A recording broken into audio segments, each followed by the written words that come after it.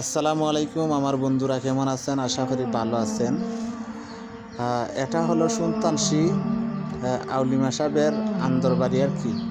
ছোটো থাকতে আসতাম, এই যে নীল টিনের ঘরটা আছে না, সাপ এই ঘরের মায়ে বসা থাকতো। ওই যে বাইরে একটা চেয়ার আছে, চেয়ারটার মায়ে সবসময় বসা থাকতাম। আমরা ছোটো থাকতে আসতাম, আজ থেকে 10-11 বছর আগে। 10-11 বছর হয়ে গেছে আমি আসতে পারি নাই। আমি বিদেশের বাড়িতে থাকার জন্য আসতে পারি নাই। দীর্ঘ 10-11 বছর পরে আবার আসলাম আউলিমা সাহেবের বাড়িতে। এদিকে যে রাস্তাটা দেখতেছেন, এই রাস্তা দিয়ে হাইটে হাইটে ওই যে হলুদ যে ঘরটা দেখতেছেন, এটা হলো ওই সুলতানশি, যিনি, ওনার নামটা আমার মনে নাই, আউলিমা সাহেবের সম্ভবত আব্বাউই বা তাইনের মাজার। এটাও একটা মনোরম খানখা ঘর। এই যে 3টা গুম্বুজ দেখা যায়, এটা হচ্ছে স্কুল।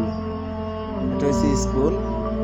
আমি যাইতাছি, এটা হচ্ছে গাছতলা, যেখানে মনোহর ভক্তবিন্দু মুরিদান যারা আছেন, আমার পাচনে যে দেখা যাইতেছে,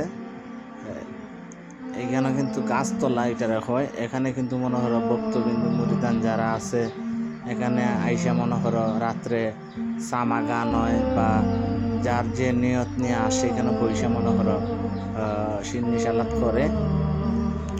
এই যে আমার সামনে যে ঘরটা দেখতেছেন, এটা কিন্তু এগুলো সর্বপ্রথম মাজার। এটা হলো সর্বপ্রথম মাজার।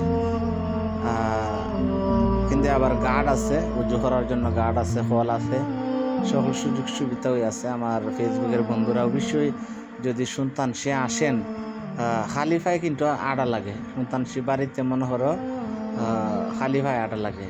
এই যে এটি হচ্ছে গাছতলার ঘর, গাছতলার ঘর। আমি দীর্ঘদিন পরে আসার পরে ওই যে 3টা গুম্বুজ দেখা যায়, এটা হইলো কিন্তু মনে হলো হুসাইনি ঘর আর কি। এটার সামনে মনে হলো ওই যে আসুরার চান চললে যেমন মনে হলো, যে আমি দেখেন ক্যামেরা জুম করে দেখাইতেছি, এখানে কিন্তু অনেক মাজার আছে, নতুন নতুন মাজার আছে, সবার নাম আমি জানি না। আর এটার নাম, এই জায়গাটার নাম হয়েছে গাছতলা। আর এখানে কিন্তু অনেকটি মাজার আছে, সকল অলিদের নাম আমি জানি না। আসলে দরবারে আমি ছোটো থাকতে মাত্র আসতাম, এখানে লেখা আছে, আপনারা দেখবেন। দীর্ঘদিন পরে আসাতে মনে হলো এই সুলতানশির দরবারে আমার যে একটা ভাল লাগতেছে, কি বলবো। ওই যে আমি দেখাইলাম না, এখানে কিন্তু চাইনি ঘর আছে, আর 4টা গুম্বুজ দেয়। এখানে কিন্তু মনোরম মাজার, হয়তো সম্ভবত এই সাববাড়ির ওই কোনো